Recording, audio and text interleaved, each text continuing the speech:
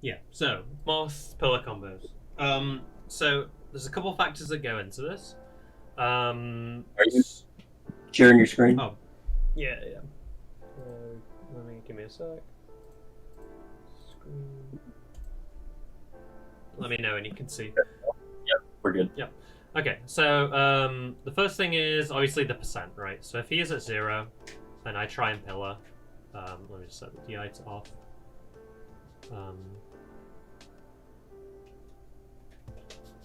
He's too far up for me to be able to do anything after, right? Like I'm trying to shine here and he just gets to air dodge out. But you know, if he is at like 40, for example, well, let's say 50, right? Then I can get to the ground before he's in enough hit stun that he'll have to touch the ground. Whereas when he was at like 0, he's not in enough hit stun and knockback, right? To be able to touch the ground. So that's the first part, is the percent you need to be wary of. The second part is the height he's at and how you get there. So let's say he's at like this sort of percent, right? So 30 something. If I go really high above him like this, it's gonna be harder for me to follow up, right? Because he's falling before me. Mm-hmm. So you always want it where like you get to the ground before him. Whereas if I did like a full hop downer here, you see how I reach the ground way quicker than him, right? Compared to if I try and go above him, and then fall down. So you always want to do the sort of jump execution that gets you the lowest down possible. So in this case, that would be full hop, right? But if it was a little bit higher percent, maybe this. Maybe you'd want to do short hop double jump, like this, right? Or maybe it would be full hop double jump, right? Like that. So the percent matters a lot. How high they go and how you jump to get to them. Again, you want to match the height they fall to with the height they go to with how you do your jump. Okay. The third part is to do with something called knockback stacking. So I don't know if you've heard of this before. I'm kind of understand it. I've read about it. I've tinkered around with it in Uncle Punch a little bit. I think I get it, but I've never actually implemented it in any practical sort of way. Yeah. So I think having a good understanding of it is the key to understanding pillar combos, in my opinion. Mm-hmm. So how it works is you do a move and it sends them at a knockback angle, right? So like Shine sends them upwards. And then if you hit them 10 frames after this, the next move you hit with, so in our case it's going to be down air, the two sort of knockbacks added together. Okay. So you've got an up component and a down component, and they're going to sort of cancel each other out to an extent to make it so the Marth falls slower. So the hit stun duration remains the same, but the speed at which he's falling slows down, giving me... Yeah. So Okay. like for example, I'm going to do a down air as soon as possible here, and you can see he falls quite slow, even with the early down air, right? Okay. But if I do it really late, look how fast he falls, right? Oh, He's so they falling a add... lot yeah. So they add if it's 10 or fewer frames between hits. So if it's fewer than 10, then it just ignores the up component completely. So like, yeah, so like a way to show you this is if I do an instant shine bear, you see how they go to the side. But if I do a delayed one, you see how he goes upwards. That's because it's still got some of the knockback from the shine that's sending him upwards, right? Whereas if I do it immediately, he just goes to the side. Interesting. Okay. Yeah. So get it right down because I think I had it backwards. Yeah. Yeah. Okay. So if less than 10 frames, then knockback is 100% most recent hits. Yeah. If greater than or equal to, less than or equal to 10 frames. Greater than. I think so, yeah. I think it's greater than, yeah. Then knockback is vector addition. Okay. Yeah, so then once you get to the 11th frame, let's say, that's when you have the most amount of the sort of shine's residual knockback, if you'd like to call it that, left. So you're going to have the highest sort of vertical component left of the shine, right? That's sending them upwards. So when you do the down air, it's going to send them really slow. Like if I do a shine down air like this, you see how slowly it sends Marth? Okay. Whereas if I do it at the very end of the hit stun, there's not much of that shine knockback upwards left. Okay. So the down force is going to be greater, right? The velocity. So that kind of begs the question. Maybe I'm going a little too fast ahead of what you're playing, but so Falco's jump squat is 5 frames. Yeah. And then if I'm wave shining out, or like I wave dash out of a shine and then jump. Yep. That's the entirety of that 10 frame window. Yeah. But I want to be hitting him as close to 10 frames as possible while still being within that. So yeah. Ideally, I would do just a short hop, double jump, or just full hop, depending on height, to get him at like frame 11. Yeah. But DI is like, if they DI way out, for example, then my follow-up has to be out of wave shine. Yep. Which then makes it much harder to get value out of the knockback stacking. It does, yeah, but you still get some of the knockback stacking, and this is where the thing about matching your jump execution to how they DI comes in. So like I'm gonna set them to DI full away here. Okay. So now if I did something like this, where I'm doing an instant double jump to match their height, you can see how I can still sort of get there. Okay. It's kind of hard at this percent. But I can at the very least reach the ground, whereas if I try to do it with full hop, you can see how they reach the ground before me, right? I think this is a bad percent to use as an example, so it's maybe like this sort of percent. It's also hard on 1.0 DI. There we go, something like that.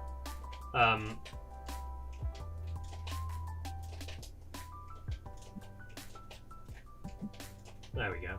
That one was pretty good. Yeah, but again, it depends a lot on how you jump, because again, if you try to do, maybe with this one full up is better because you're going to get there sooner, right? You can see how that worked a lot better than trying to do this, because this was a bit slower. Okay. Right. So that was the what was that? The third part, right? And so the knockback stacking is the main part, and then the last part is to do with late down air. So the only actual difference between the first hit of down air and the second hit is the base knockback is different. Okay. So there's two parts. There's the base knockback's different, and there's also that it auto cancels. And it's actually the auto cancel that makes the difference a lot of the time, compared to if I tried to do this, where I have to L cancel it. Right? You can see how it's a lot harder for me to get the shine. Right? But if I can auto cancel, right, I get there way faster.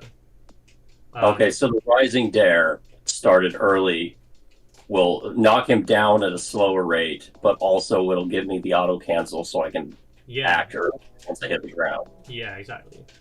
And I mean, that's why if I do this down air, like the quote unquote strong one, he's still falling at this sort of same speed, right? It's almost it's very close to identical. It's a tiny bit different. But yeah, I'd say it's way more important to focus on getting the down air as soon as possible to take advantage of the stacking and timing your jump well. And sometimes that does mean you end up getting a a late one like this anyway. But again, it's way more about the stacking and timing it well. Okay. So like you can see with this one, after I get this pillar here, look at the jump I'm doing. I'm not doing this, right? Because he's gonna touch the ground before me. I'm doing a really quick, like, instant double jump and like go into him, so that I'm gonna touch the ground before him. And again, like you said, the fast fall is very important. Getting as soon a fast fall as possible, as well. Okay. Right.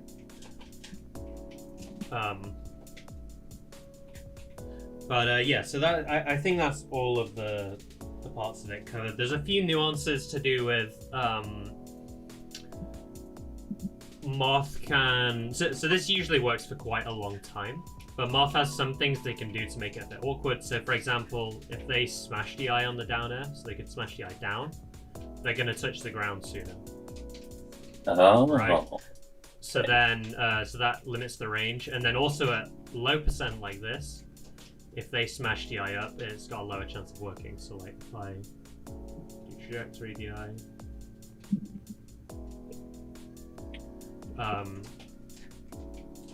you see how it doesn't really work, or it doesn't work as easily. Because now it's actually you're hitting it a little too early. Yeah, exactly. So using what we learned about the knockback stacking, right? I want to hit him later so that he's got more downwards velocity.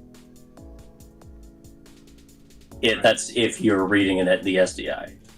Yeah, either if I'm reading SDI or if he's quite high above the ground, right? Like this. I don't want to go as soon as possible because he doesn't reach the ground, right? But if I delay it, you see how he reaches the ground now? And that's the difference in the dare hitboxes? That's just the difference in the stacking. Look, like if I do it as soon as possible with a strong one, you see how he doesn't reach the ground? Okay, I see. So that because you're letting the shine's knockback expire a little more. Yeah. But that's so if he's high enough that you want to. Oh my God, there's so many moving parts to this. Jeez, no. Yeah, this is why it's hard. This is making a lot more sense though. This is very helpful. Yeah, no problem. Yeah, so it's like I guess sort of the TLDR is if he is high up, or you want to time your down air so that you have enough stacking that he's gonna not touch the ground before you, but you don't want too much stacking that he's not gonna hit the ground at all, right? And you don't want so little stacking that he's gonna just go to the ground really fast, right? Like this.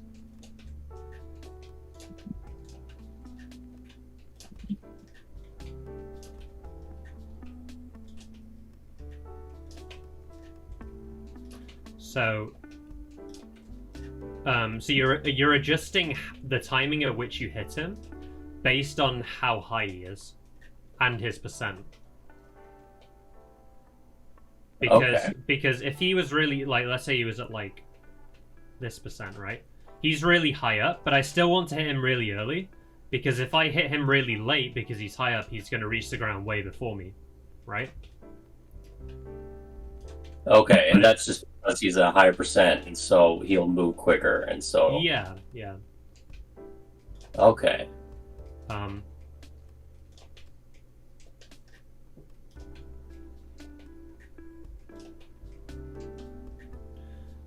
But then, you know, if it was really low percent...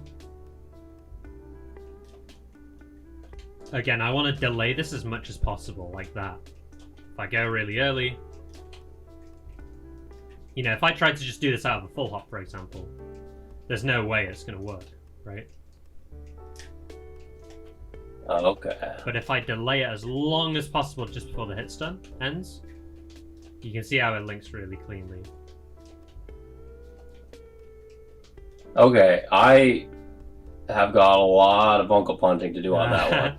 Yeah, so all I would do for it is just get a Marth at like 30 probably. Just set it to random DI.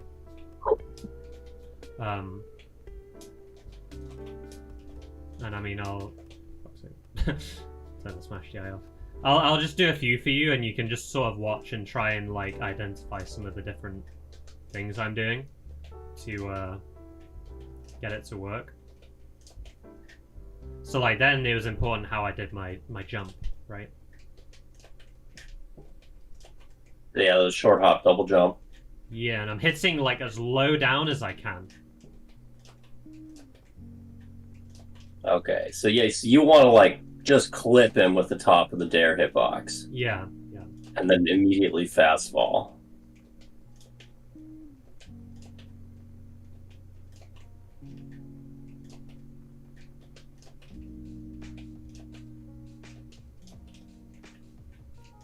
Okay.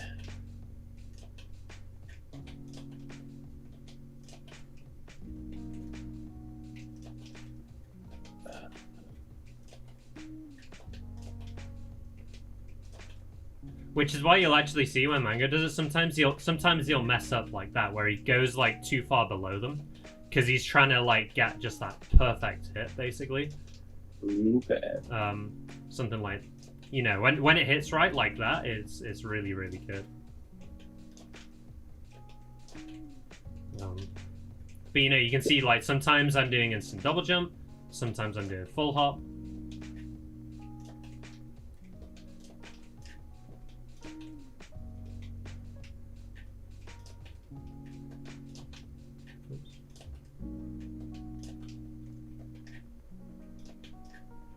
And again, the fast fall timing really important as well. You want to get the fast fall as soon as possible.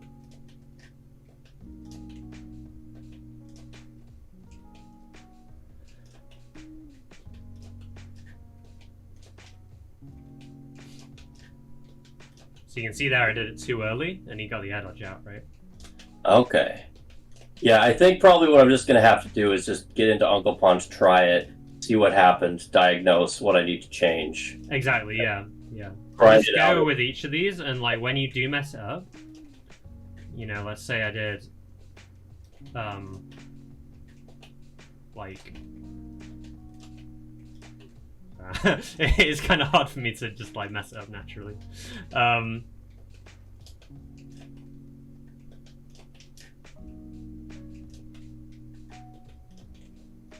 You know, maybe like that, right? Like that one was I didn't go high enough.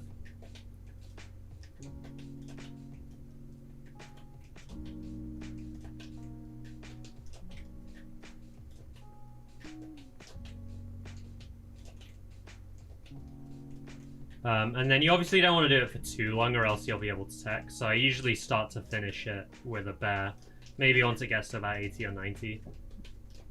Oops.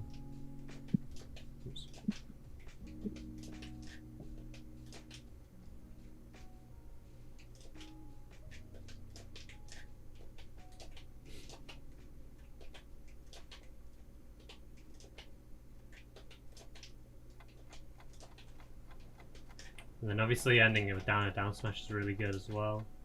Just see me going for a lot. Oops.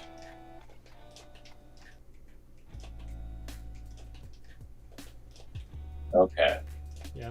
Yeah, I think probably for me, I'm going to go through at like 5% intervals and figure out what I would also try doing different DIs. So like if you go into training lab and do it.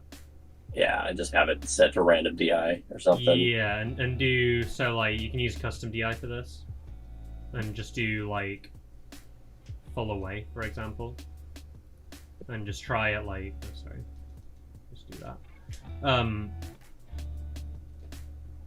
Again, said it's like 30 or something. And just try like doing the pillar combo off of it. So like at this percent, you probably want to full hop downer like this and go as fast as possible, right? Okay. Because you can see if I try to delay it, he falls too fast. I can maybe get there, but it's kind of hard. So, in scenarios where, at the very beginning of us talking about this, you were saying that one of the first things you want to do is make sure they're at the percent where you can actually pillar combo them. Yeah. And you're saying that starts around 40-ish. If I nail a shine on Marth at like 15, yeah, would you say like, is there like other like more guaranteed follow-ups? Like would up air be? Yeah, okay. Yeah, I'd probably go for something like this or. Yeah, I'm in a weird habit right now of just going for double jump shine instant bomb soldier. Yeah. It started out as me like misinputting and just hitting the B button by accident. Then I'm like, wait a minute, this is the thing I can do. Now it's kind of a bad crutch because I'll do it in scenarios where it doesn't have a follow up, but I know that it's like some guaranteed damage that I can do. And so like against Marth and Sheik specifically, I do it like at low percent when I know that there are better options out there for me. Yeah.